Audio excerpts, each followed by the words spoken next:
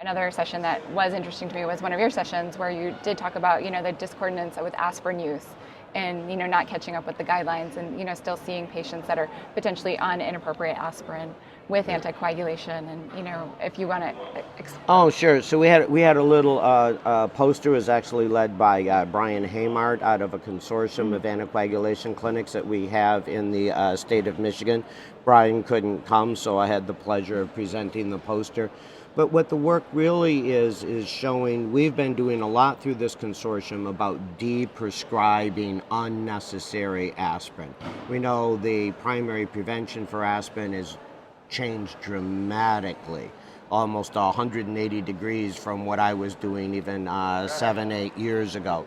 So with that change, we have to, I call it, we're still having a hard time teaching a new trick to an old dog. We're so ingrained in using this aspirin that thinking about stopping it when it's not necessary, but we clearly know when you're on an anticoagulant that we do that.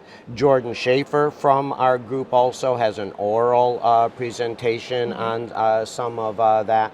But what we showed in some of our anticoagulation clinics with our mechanical valve patients, a fair amount of those patients are still on aspirin. Yet the guidelines changed just recently, so we're not, nothing negative to say about the clinicians because this is still fairly new information, that most of our patients were on aspirin, which was discordant from what the guidelines would say that they should be on.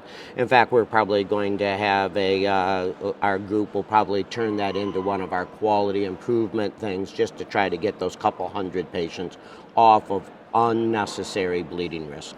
No, I think that's great. I think, having those quality initiative projects really help because there are a lot of barriers when providers can't keep up with the guidelines or they change, from year to year.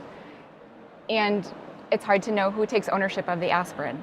Sometimes the hospitalist or the internist or the, cardiologist or the neurologist, who's the person that's actually going to say, yeah, it's okay from my perspective to stop it. So I think sometimes as someone that's, in the outpatient space taking care of patients, you reach out to people, but sometimes they say, oh, maybe try this person and see if it's okay. Maybe try this person. So trying to advocate for the patient and, and keep up with the guidelines and try to minimize bleed risk associated with discordant aspirin use. Well, that's very, and that's so typical of the anticoagulated patient.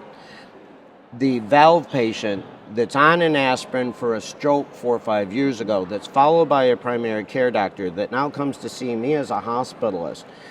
Everyone's going, well, it's the neurologist should make the decision, the cardiologist. So it's sort of when everybody's responsible, nobody's responsible. Yeah. And it's and so I think you gotta get broad education on that and just do it when you see it.